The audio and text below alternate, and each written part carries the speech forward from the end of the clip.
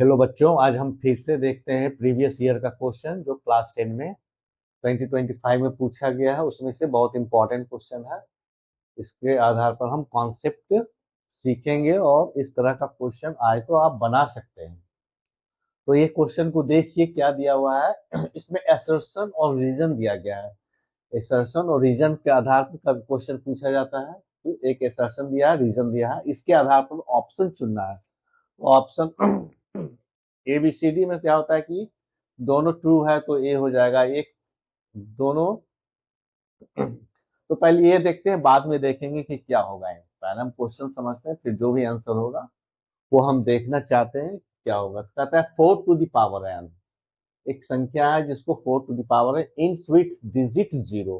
कहता है 4 to the power n एक ऐसा संख्या है एसर्शन में, जो हम लिए एसर्शन में कि 4 to the power n in sweet digit zero for some natural number n। कोई ऐसा नेचुरल नंबर है जिसको हम 4 पार करते हैं तो उसका डिजिट जो है अंत में जीरो आ जाता है। दूसरा है, और उसका रीजन दिया है for a natural number x, कोई भी नेचुरल नंबर x है जिसका 2 और 5 इज इट्स प्राइम फैक्टर है। उस प्राइम फैक्टर अगर 2 और 5 है तो action is always in with zero. तब कहता है कोई भी संख्या। अब इस रीजन में क्या कर रहा है, पहले ये समझे कि रीजन में कह रहा है कि एक्स अगर कोई भी संख्या एक्स है जिसका केवल और केवल दो ही फैक्टर हो, 2 और 5 हो, having 2 and 5 as its prime factor. कहता है कि उसका अगर प्राइम फैक्टर 2 और 5 है, दूसरा भी हो सकता है लेकिन 2 और 5 भी है अगर उसका प्राइम फैक्टर, तो एक्शन जो है जहां पर नेचुरल नंबर है ऑलवेज इन जीरो। तो रीजन हमको एक बता रहा है, रीजन में एक स्टोरी है, असर्शन में एक स्टोरी है। इसके आधार पर बताना है हमको, ठीक है ना। तो पहला क्या है कि पहला रीजन क्या सही, पहला जो असर्शन क्या वो सही है मेरा कि 4 to the power inch. 4 to the power अगर एन नेचुरल नंबर कोई भी लेते हैं हम, तो क्या जीरो से अंत होगा। तो 4 को हम 2 गुना 2 लिख सकते हैं, पर पावर एन लिख सकते हैं, या फिर 2 टू द पावर 2n लिख सकते हैं। अब ऐसा कोई भी संख्या नहीं है, एन का कुछ भी वैल्यू रखें तो ये जीरो नहीं आएगा। आप सेलेक्ट करके देख सकते हैं, 2 4 6। तो 4 को 4 मल्टीप्लाई करेंगे 2 बार तो क्या हो जाएगा, 16 हो जाएगा। 3 बार करेंगे तो फिर इसको तो 64 हो जाएगा। इसको भी 4 से अगर मल्टीप्लाई करें तो क्या हो जाएगा, 4 चौके 16 का 6, 6 चौके 25। इस तरह से एक बार और गुना कर देते हैं, 4 से पावर बढ़ाते जा रहे हैं हम। तो 6 चौके 24, 5 चौके 20, 2 22, 4 दूनी 8, 2 10, 10 तो 24 आ जाता है। तो इस तरह से देखते जाते हैं कि कितना भी, इसको भी 4 से गुना करेंगे तो यूनिक डिजिट पर 4 चौके 16 यानी 6 आ जाएगा। तो हम कुछ भी नेचुरल नंबर रखें तो इस तरह से हम अब समझाने की कोशिश कर रहे हैं कि 2 का पावर n के वैल्यू हम कुछ भी रखें, 2 4 6, तो भी जीरो इसके लास्ट डिजिट में नहीं आ रहा है। इसलिए कि 4 में केवल प्राइम फैक्टर केवल 2 है, 2 गुना 2 है, तो प्राइम फैक्टर 2 है, 5 है ही नहीं। जब 5 नहीं है तो इसके अंत में डिजिट जीरो नहीं आएगा। अगर इसके अंत में 5 रहता, मान लेते हैं कि अगर हमको संख्या 20 रहता, तो इसको 2 गुना 5 लिख सकते। अब इस पर कोई भी पावर देंगे तो भी, अब इस पर कोई भी पावर देंगे 2 4 6 तो जीरो आएगा। जैसे 20 पर पावर 2 करते हैं तो 400, 20 पर पावर हम 3 करते हैं तो 20 गुना 20 कितना हो जाएगा, जो भी हो जाएगा 800, इस तरह से हो जाएगा।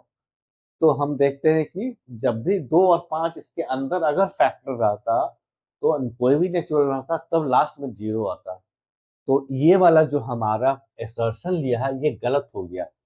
इसलिए कि 4 में 2 प्राइम फैक्टर लेकिन 5 प्राइम फैक्टर नहीं है। इसलिए अगर कोई भी 4 टू द पावर n के बदला हम कुछ भी संख्या लेंगे तो जीरो अंत आएगा ही नहीं। इसलिए कि उसके प्राइम फैक्टर में 2 है लेकिन 5 नहीं है। तो इसमें समझाने का कोशिश किए हैं हम। इससे हम क्या समझते हैं बच्चे लोग, इससे यही समझते हैं कि 4 टू द पावर n किसी भी फॉर एनी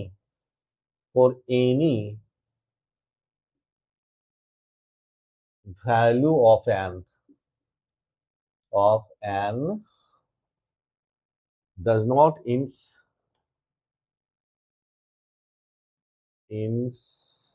with digit 0। तो इसका जीरो से कुछ भी n का वैल्यू कुछ भी लेंगे तो हमको उसके लास्ट में जीरो नहीं आएगा, लेकिन हमको कह रहा है यहाँ पर क्या कि डिजिट जीरो।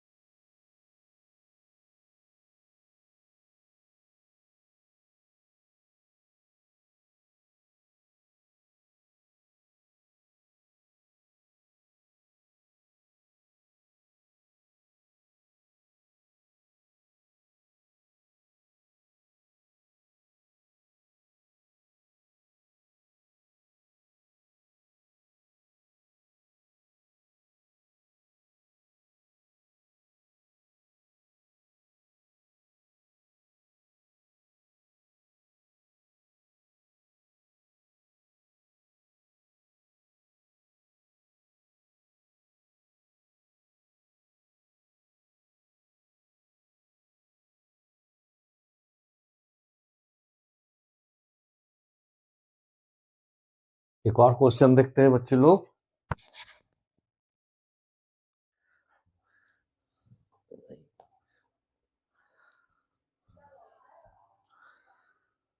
क्या कहता है क्वेश्चन में, 1.5 metre tall boy is walking away from the base of a lamp post. एक लड़का जो 1.5 मीटर टॉल है वो लैम्प पोस्ट के बेस के अलोंग जो है वो वॉक कर रहा है, और विच इज 12 मीटर हाई, और लैम्प पोस्ट का 12 मीटर हाइट है, और बॉय का स्पीड है 2.5 मीटर प्रति second. Find the length of his shadow after 3 second. तो उसका शैडो का 3 सेकेंड्स के बाद क्या लेंथ होगा वो निकालना है ना। तो हम ए बी एक लैम्प पोस्ट लिए हैं, ये बच्चे का हाइट है बॉय का, जो कि 2.5 मीटर प्रति सेकेंड से वॉक कर रहा है। यहाँ 3 सेकेंड के बाद शैडो निकाला तो 3 सेकेंड में 7.5 चला जाएगा, है ना। तो इसका शैडो ये हो जाएगा शैडो, तो इससे एक्स निकालना है ना। तो इसमें देखते हैं कि ए बी सी, इसमें दो ट्राइंगल ए बी सी और ई बी डी, क्योंकि दोनों सिमिलर ट्राइंगल है ना। इन दैट फिगर क्या है, in that figure A B C, triangle A B C and triangle C D E, both are similar triangle है, सिमिलर है। इसलिए क्या हो जाएगा, सिमिलर कैसे हुआ, तो ये ए बी सी का ये कोण तो दोनों में है, फिर ये भी कॉमन, ये कोण 90, ये कोण 90 डिग्री है ना, और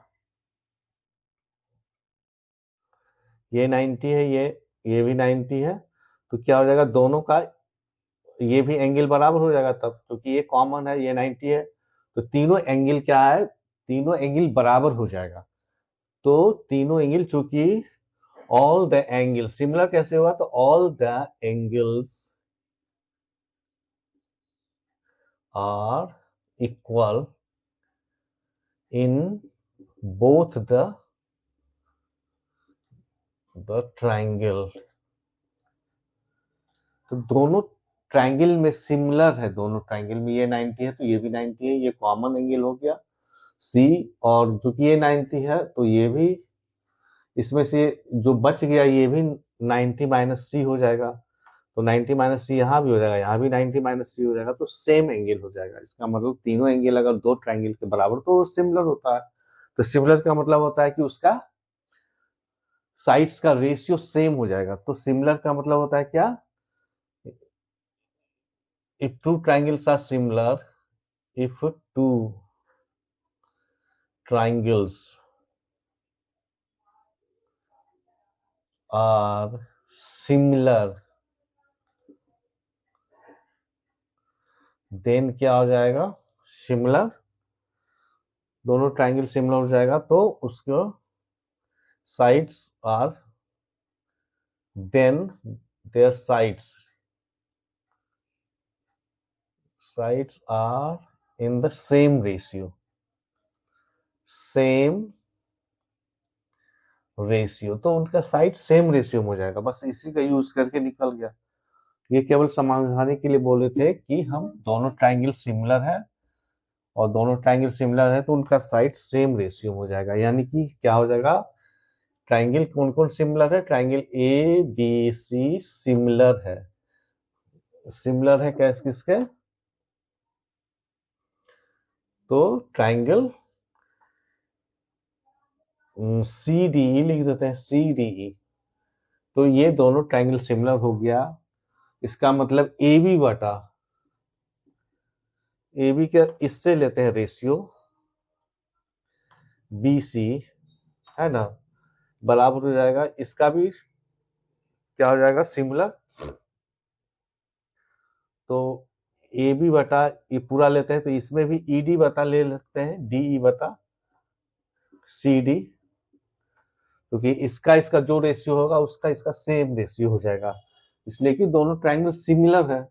इसका मतलब हो गया, क्या हो गया कि ए बी के बदला हम क्या लिख सकते हैं, 12, और बी सी के बदला हम 7.5 प्लस एक्स लिख सकते हैं, और बराबर हो जाएगा डी ई के बदला 1.5 बटा एक्स लिख सकते हैं। हो गया। अब इसको सॉल्व करने के लिए हम निकाल सकते हैं, सॉल्व करके 12x बराबर कितना हो जाएगा,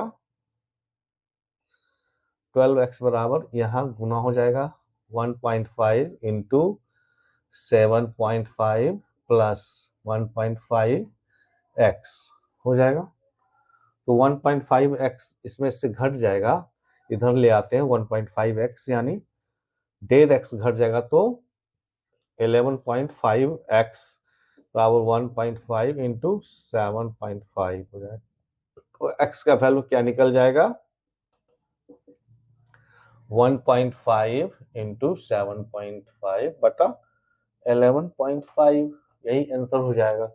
अब इसको काट सकते हैं, इसको दशमलव दशमलव किसी का उड़ा देते हैं तो 15 गुना 7.5 बटा 115 हो जाएगा, तो इसको 5 से काटते हैं, 5 दिया 15, ये 23 हो जाएगा। अब हो जाएगा ये कितना आंसर हो जाएगा, ये 5 दिया 15, 7 दिया 21, 22.5 बटा 23, उसको सॉल्व करके हम निकाल सकते हैं, है ना।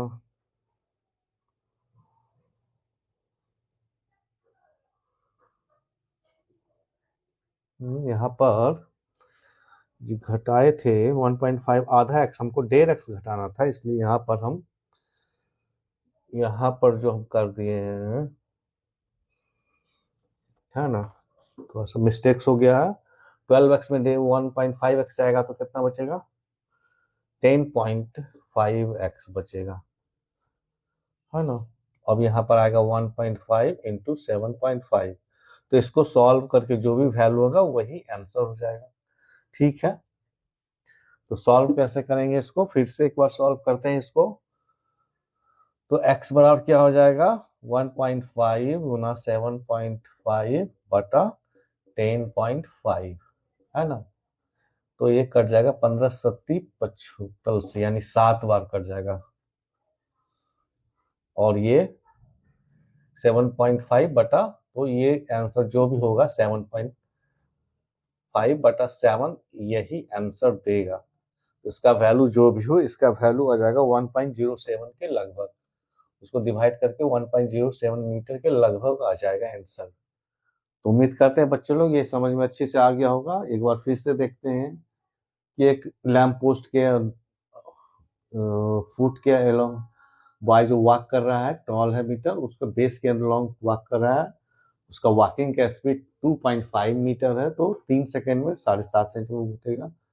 और 1.5 मीटर का 1.5 मीटर का बॉय है, तो इसका हमको शैडो निकालना है 3 सेकंड के बाद। तो 3 सेकंड के बाद यहाँ तक, यहाँ से यहाँ वॉक करके निकलेगा। अब शैडो जो भी बनेगा इस तरह से बनेगा, यहाँ पर लैंप पोस्ट है तो यहाँ से इसको लाइट गया तो यहाँ शैडो बन गया। अब चूंकि ये दोनों ट्रायंगल क्या हो जाएगा, ये ट्रायंगल और ये बड़ा वाला ट्रायंगल दोनों सिमिलर होगा, यानी कि ये बटा ये बराबर ये बटा ये हो जाएगा। बस इस रिलेशन से मेरा शैडो का लेंथ एक्स का वैल्यू निकल जाएगा। ठीक है ना, तो इसको आराम से समझ जाइए।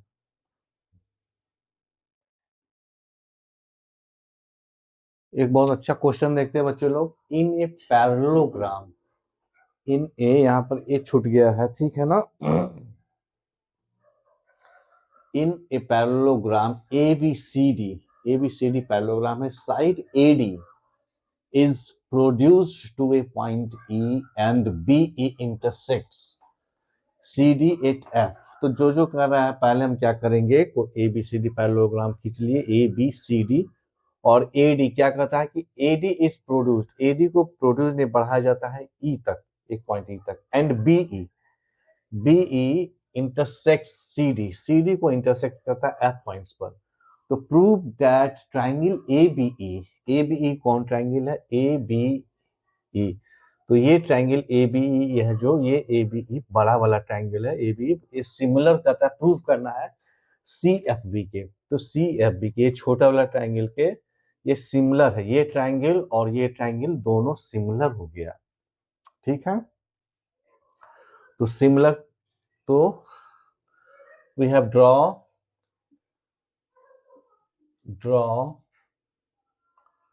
ए पैरेललोग्राम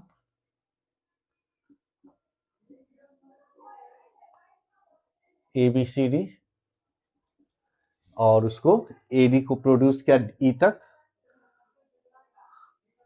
तो according to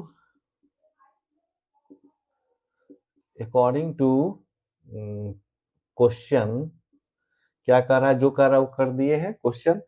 we have to prove proof क्या करना है कि ट्राइंगल ABE बड़ा वाला, देखिए बच्चों, ABE ये वाला ट्राइंगल जो है ABE, triangle ABE similar proof करना है किसके, तो CFB के, CBF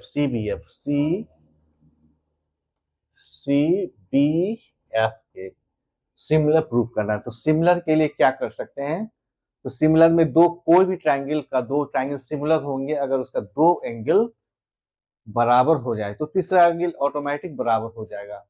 तो इसमें देखते हैं कि ये एंगल, तो एंगल क्या हो जाता है, एंगल DFB, DFE क्या है, इस बराबर हो जाएगा BFC, बराबर हो जाएगा BFC के अपोजिट एंगल है, यहां पर लिख सकते हैं अपोजिट एंगल, इसलिए बराबर हो गया। अपोजिट एंगल मतलब दो लाइन जब भी क्रॉस करेगा तो ये एंगल बराबर होता है। तो ये लाइन क्रॉस किया तो अपोजिट एंगल बराबर हो जाएगा, यानी इक्वल हो जाएगा। दूसरा में क्या देखते हैं, पहला केस ये हो गया।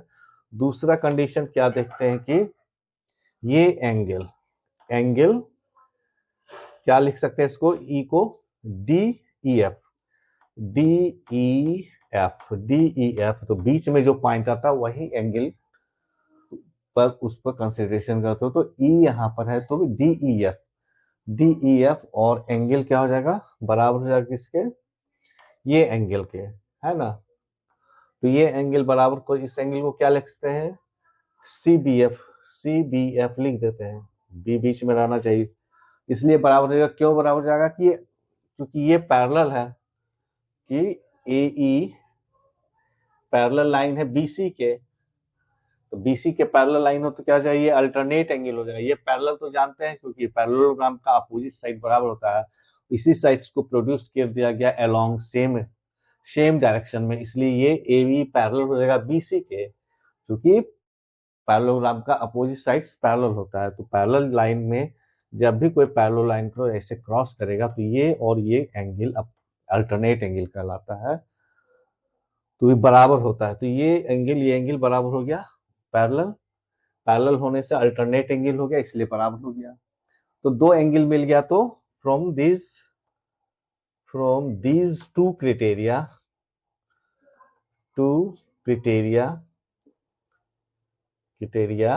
क्या हो जाएगा, फ्रॉम दीज टू क्राइटेरिया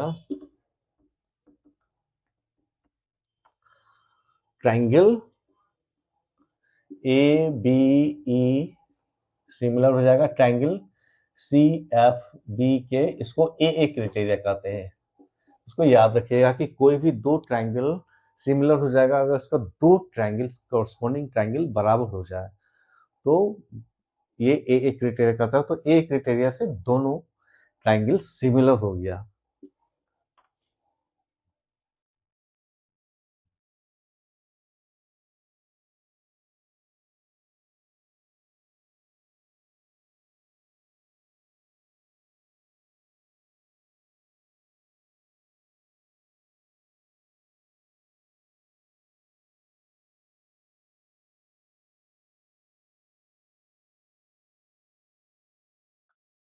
एक और इंटरेस्टिंग क्वेश्चन देखते हैं बच्चे लोग। Two friends Anil and Ashraf were born in December 2010।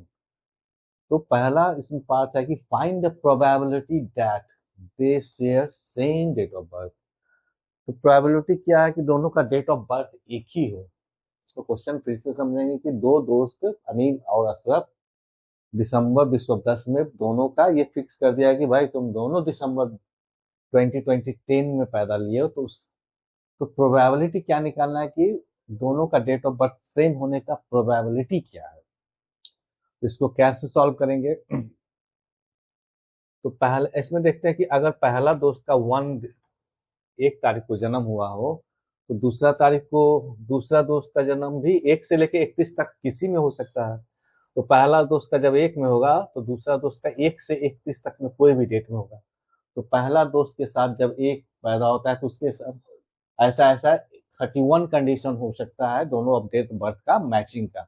इसका 1 होगा तो इसका भी 1, फिर इसका 1 है तो इसका 2, इस तरह से 31 डेज है तो 31 डेज का मतलब होता है कि 31 केसेस हो गया। पहला दोस्त का हम फिक्स कर दिया कि भाई तुम्हारा जन्म 1 दिसंबर का हुआ, तो ऐसा केस कितने होंगे जिसमें कि पहला दोस्त का 1 दिसंबर को, दूसरा दोस्त का भी 1 दिसंबर से लेके 31 दिसंबर तक हो।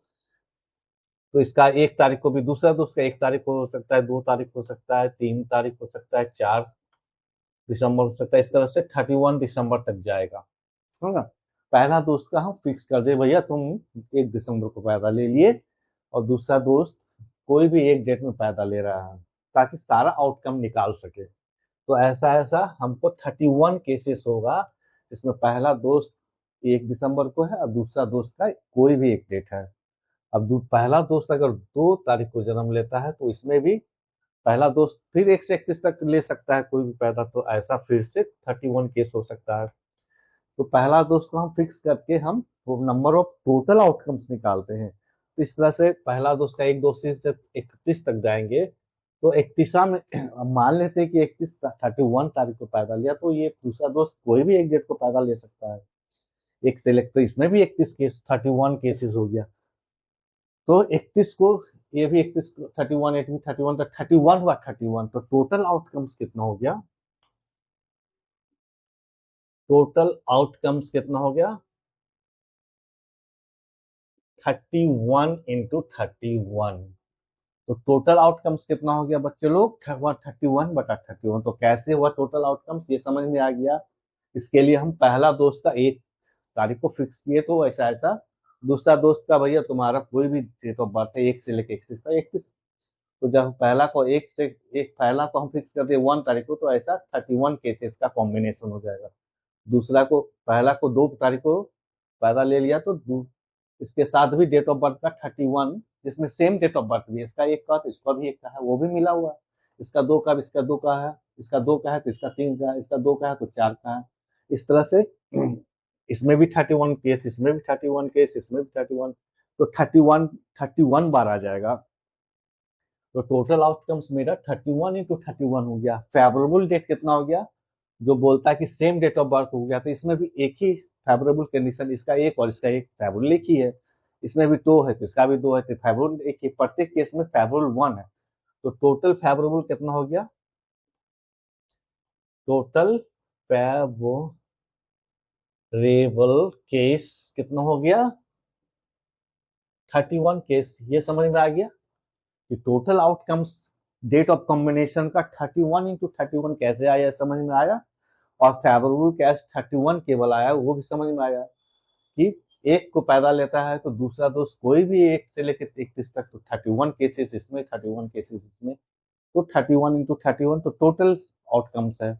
फेवरेबल केस 1 तारीख को, ये भी तो 1 तारीख को, तो एक ही के फेवरेबल हुआ, 2 तारीख को 2, 3 को 3, 31 को पैदा लिया तो ये भी 31 को पैदा लेते, इस केस में भी एक ही केस, यानी हर एक कॉलम्स में एक ही केस फेवरेबल है। तो मेरा तो 31 केस, 1 से लेकर 31 तक जाएंगे तो 31 केसेस है, तो 31 में 31 फेवरेबल हो जाएगा। तो प्रोबेबिलिटी क्या हो जाएगा मेरा? Probability that they have the same, they have the same date of birth। Date of birth क्या हो जाएगा? 31 केसेस तो फेवरेबल हो गया, तो 30 फेवरेबल जब उसको ऊपर लिखते हैं, टोटल आउटकम 31 इंटू 31, तो ये कर जाएगा तो 1/31। तो प्रोबेबिलिटी जो पहला का आंसर हो जाएगा कि probability of same date of birth का, तो यही आंसर हो जाएगा 1/31। समझ में आ गया बच्चे लोग?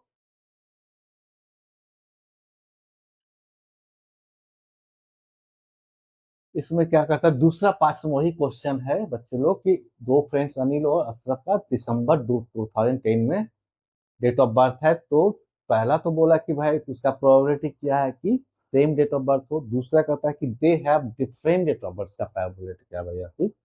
उसका डिफरेंट डेट ऑफ बर्थ का प्रोबेबिलिटी क्या है, तो उसमें भी वही करेंगे। टोटल आउटकम्स तो हम जा, इसमें भी सेम आउटकम होगा, सेम सेम आउटकम कितना हो जाएगा? 31 इंटू 31, ये तो आउटकम हो गया।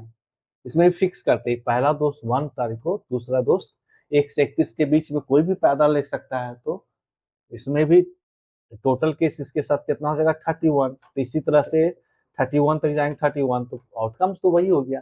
लेकिन डिफरेंट पैदा करने का कितना, different different date of birth, इसका एक है तो इसका एक ही प्रोबेबिलिटी जाता है कि सेम है, बाकी सब तो अलग अलग है।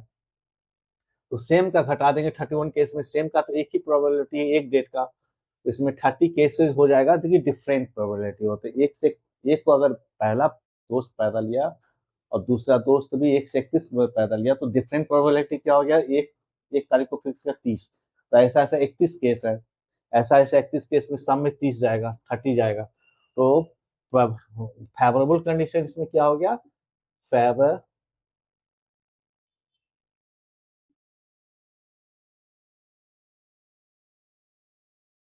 फेवरेबल कंडीशन क्या हो जाएगा इसमें?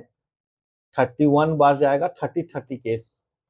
तो हर एक 31 में 30 केस तो मतलब डिफरेंट डेट ऑफ बर्थ का, तो ये हो गया फेवरेबल कंडीशन और टोटल आउटकम से इतना हो गया। तो सेकेंड का प्रोबेबिलिटी क्या हो जाएगा, फेवरेबल कंडीशन ये हो गया डिफरेंट डेट्स का, तो केवल 31 लिख देते हैं तो ये कट जाएगा। तो मेरा आंसर यही हो जाएगा। समझ में आया बच्चे लोग कि डिफरेंट डेट का क्या हो जाएगा, इसका 1 तारीख को, तो इसका 1 तारीख को छोड़कर तो एक घटा देंगे तो 31 में चल जाएगा। तो नंबर ऑफ फेवरेबल केस दूसरे कंडीशन में हो जाएगा 30 इंटू 31 और टोटल आउटकम से 31 इंटू 31। तो 30 तो 30 इंटू 31 तो फेवरेबल कंडीशन है, 31 इंटू 31 तो टोटल आउटकम्स है, तो 30/31 हो जाएगा मेरा कि they have different date of birth.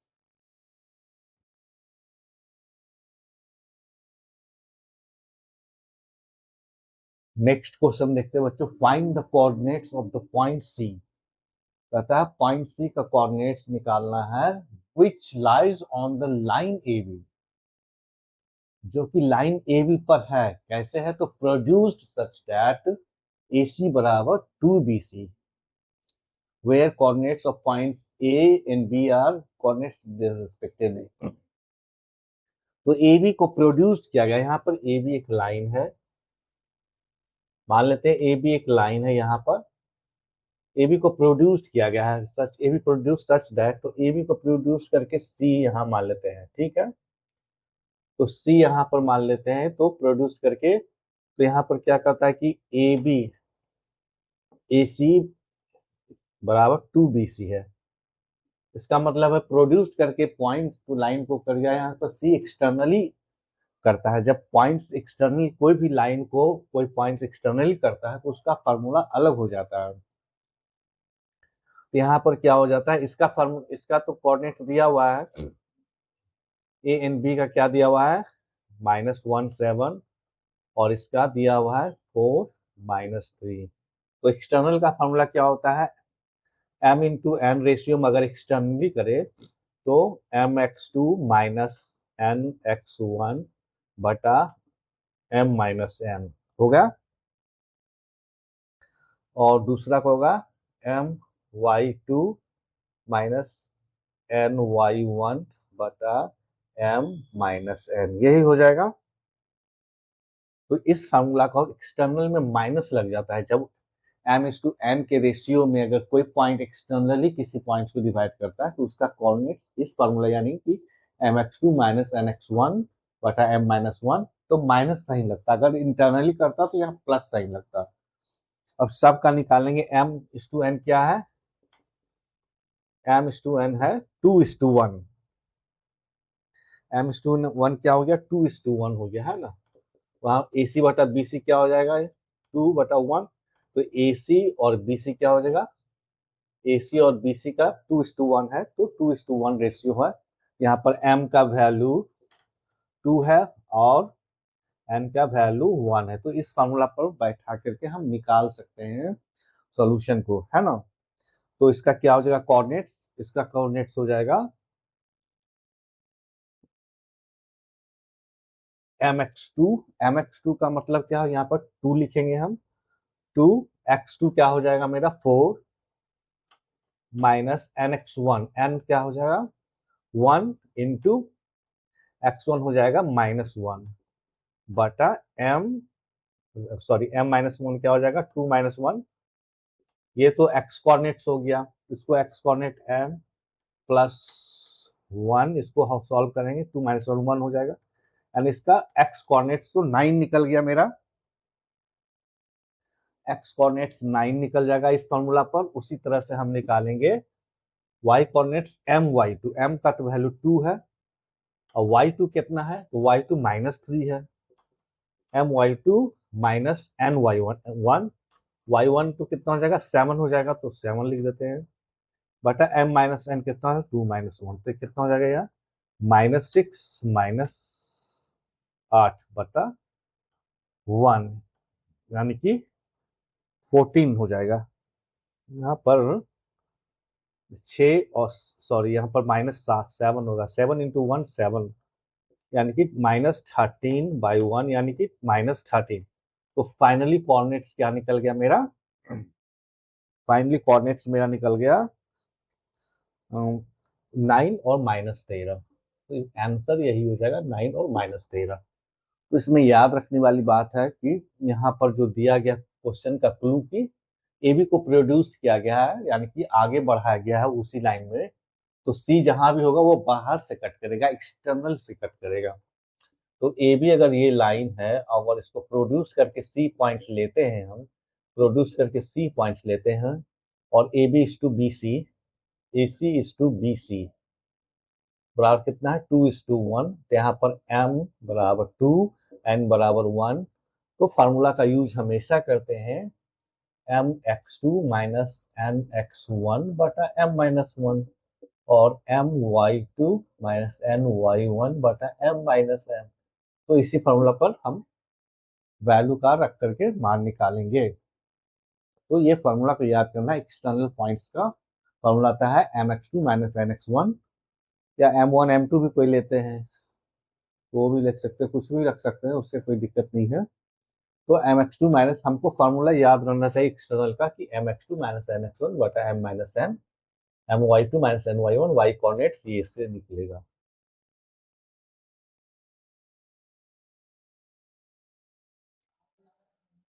तो आज फिर एक नया क्वेश्चन बता रहे हैं PYQ 2025 में। एक बहुत अच्छा क्वेश्चन है, इससे हम कॉन्सेप्ट भी सीखेंगे और क्वेश्चन बनाना भी सीखेंगे। एसर्शन और रीजन पर आधारित है। एसर्शन एक मतलब एक फैक्ट बोला गया है, उसका फैक्ट का रीजन दिया गया, फैक्ट सही है या रीजन सही या दोनों सही है, तो क्या क्या उसके अनुसार हम एबीसीडी लिखेंगे। तो पहले जो फैक्ट्स दिया गया है एसर्शन, कहता है tangents drawn at the end points of a diameter of a circle are always parallel to each other. कहता है कि टेंजेंट्स जो ड्रॉन किया जाता है एक डायमीटर के एंड पॉइंट से, वो हमेशा पैरेलल होता है। तो एक सर्किल हम खींच लिए हैं, एक डायमीटर के अपोजिट साइड जो खींच लिए टेंजेंट्स, तो ये कहता है ये पैरेलल होता है। तो पैरेलल होता है, ये सही है, क्योंकि दोनों अपोजिट टेंजेंट्स है, डायमीटर के अपोजिट्स है। तो यहाँ पर अगर सेंटर ए है तो यहाँ पर ये परपेंडिकुलर हो जाएगा। जब भी सेंटर से खींचा जाएगा टेंजेंट्स पर, ये परपेंडिकुलर है, ये भी परपेंडिकुलर होगा, क्योंकि एक ही डायमीटर का है, एक ही डायमीटर पर ये खींचा गया है टेंजेंट्स, इसलिए क्या होगा, ये 90 डिग्री, ये 90 डिग्री अल्टरनेट एंगल है, इसलिए ये पैरेलल हो जाएगा। सो ये तो ट्रू है। तो फर्स्ट क्या है, एक असर्शन क्या है मेरा, ट्रू हो जाएगा, क्योंकि ये पैरेलल है, क्योंकि ये 90 है और ये अल्टरनेट एंगल है, इसलिए पैरेलल हो जाएगा। तो ये तो ट्रू हो गया।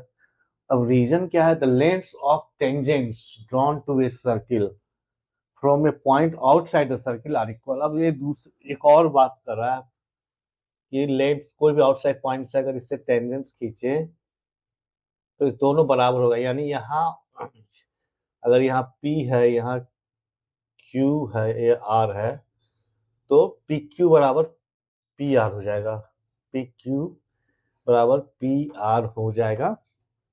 ये भी सही है कि किसी भी आउटसाइड पॉइंट से कोई भी टेंजेंट्स, जितने भी टेंजेंट खींचे जाएंगे तो दो ही टेंजेंट्स खींचे जा सकते हैं सर्किल पर।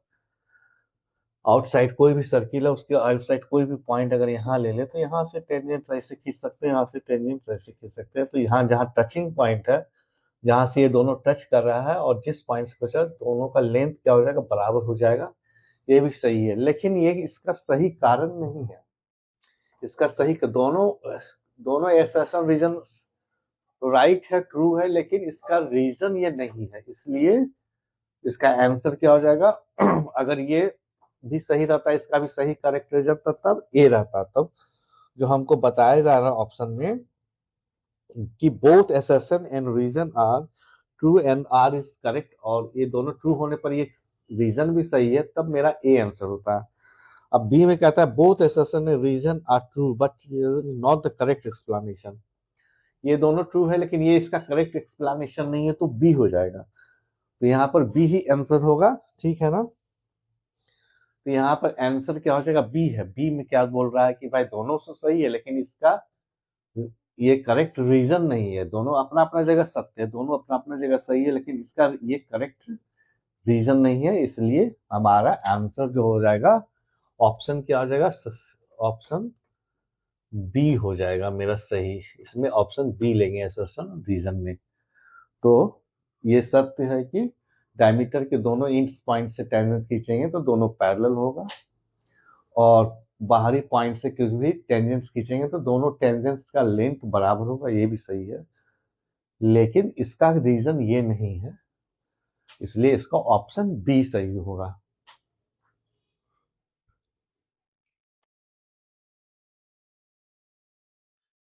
एक और क्वेश्चन देख रहे हैं बच्चों लोग। Solve the following system of equations algebraically. तो एक इक्वेशन दिया है 30x plus 44y equal to 10। दूसरा इक्वेशन दिया है 40x plus 50y equal to 13। तो एल्जेब्रिकली का मतलब होता है कि इसमें हम x का कुछ वैल्यू निकाल के उसका वैल्यू रख देंगे, एक दोनों के सहयोग से, दोनों के कंबाइंड एफर्ट से, दोनों इक्वेशन के से हम निकालेंगे x और y का वैल्यू। दो अननोन है, दो इक्वेशन है, तो हमारा दोनों एक वैल्यू निकल जाएगा।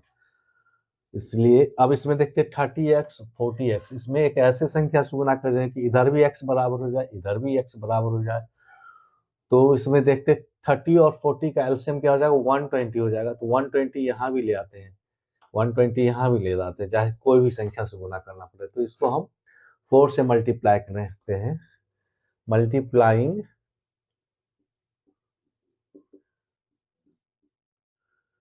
मल्टीप्लाइंग फर्स्ट इक्वेशन टू 4 से इसको मल्टीप्लाई करेंगे, कितना हो जाएगा 120x प्लस इसको 4 से मल्टीप्लाई कर रहे हैं, 4 चौके 16, 4 चौके 16 17, ये y हो जाएगा, प्लस बराबर होता है, इसको भी 4 से गुना कर देंगे तो 40। तो सभी संख्या को हम एक ही अंक से गुना कर दिए तो इक्वेशन पर कोई प्रभाव नहीं पड़ेगा, हमारा इक्वेशन एक नया इस पर आ गया 4 से मल्टीप्लाई होके। और इसको भी क्या करेंगे, यहाँ भी 120 लाना है तो 30 से मल्टीप्लाई कर देते हैं, 3 से मल्टीप्लाई करते हैं, है ना। तो मल्टीप्लाइंग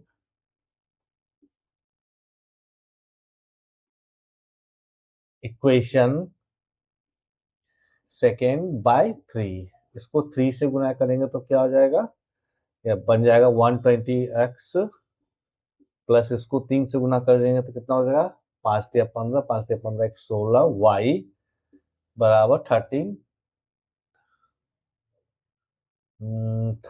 हो जाएगा।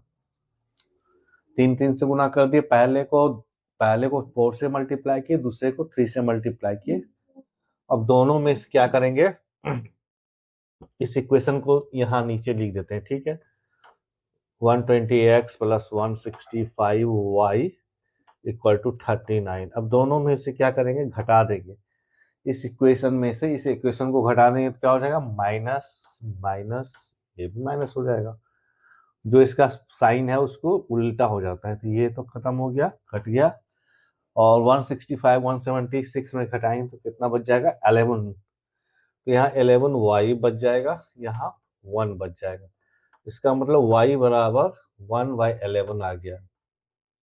अब y बराबर 1/11 को हम किसी भी एक संख्या में क्या करेंगे, रख देंगे तो निकल जाएगा मेरा। अब y का तो वैल्यू निकल गया मेरा।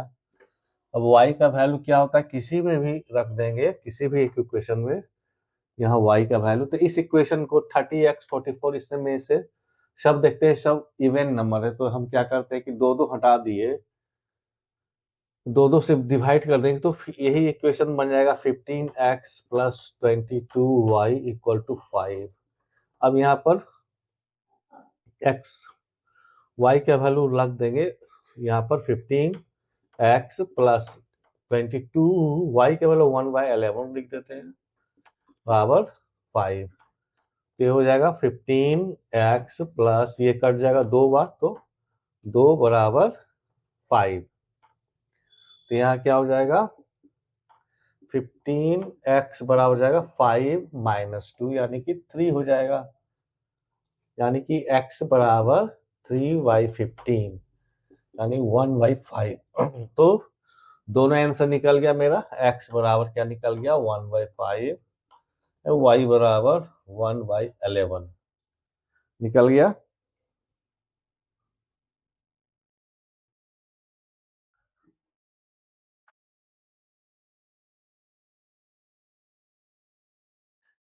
एक और इंटरेस्टिंग क्वेश्चन देखते हैं बच्चों। Find the value of x for which sin a plus cos a का whole square plus cos a plus sec a का whole square equal to x plus tan square a plus cot square a।